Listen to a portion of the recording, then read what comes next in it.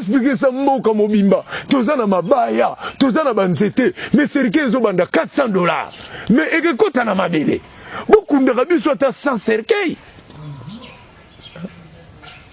libulu na nécropole $2000 mutu wana bota kufi banda bota mati ya komi wana asimbango te mais na libulu ba continuer pour na $2000 makamuni bolingi ko président de la république bolingi ni na mboka na biso votre responsabilité ko kundaka biso c'est rien na Nigeria ba kundaka bato fele cercueil vraiment eloko libaya ezala mboko yo cercueil fait bandaka ba $300 kokoko kata te kaka prix banda le cercueil 25 000 francs oya boya sala nete ngamo leta na to sala bokena politique oh soki nani ba commissaire du peuple ba député wana salaire vraiment $700 soka okima kimi na ye